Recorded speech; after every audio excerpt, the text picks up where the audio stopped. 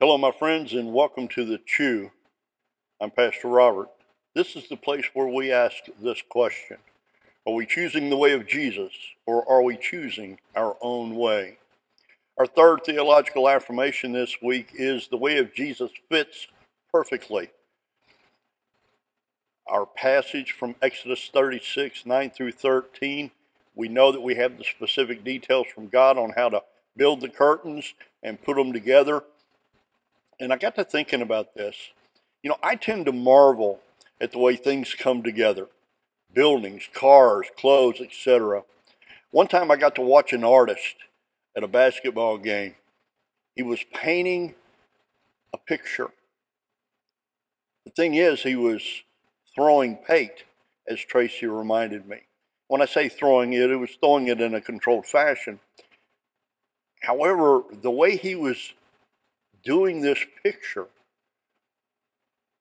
it intrigued me, and I marveled at what it was going to be when he was done with it. And everyone in the audience was the same. We were all just tuned in and really curious about what this was going to be when it was done. And there was an excitement about it, and I marveled when he finished. He picked it up and he turned it over, and it was an image of Jesus Christ. And it was just astonishing. The thing is, what I noticed was that everyone is captivated. I know I certainly am by work. I can watch it all the time. And when we're watching other people work, and when we're watching an artist in this example, we tend to be very patient, waiting for the outcome because we know it's coming.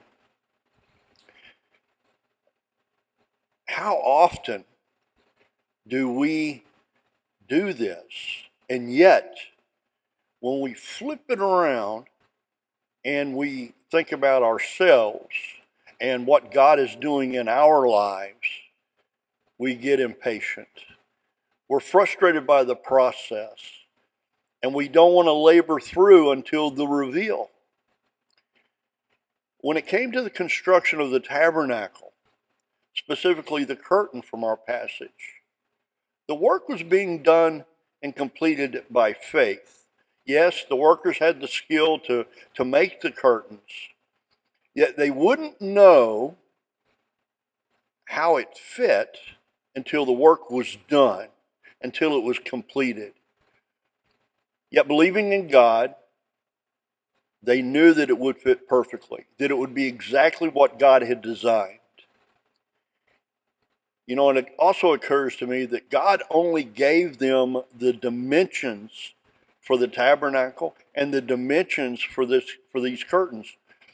He didn't draw them a blueprint so that they could visually see what this was going to look like. He only told them what they needed to know to do the work. Jesus tells us to follow him in faith, to trust God for our daily needs, his plan for our lives. And we need only follow Jesus, loving God with all of our heart, mind, soul, and strength, and our neighbor as ourselves. Those references are Luke chapter 11, verse 3, and Mark chapter 12, verses 30 and 31. God has designed perfect plans for our lives. Plans that fit perfectly into who he is calling us to be and what he is calling us to do. My life verse is Romans 8:28. And we know that in all things, God works for the good of those who love him, who have been called according to his purpose.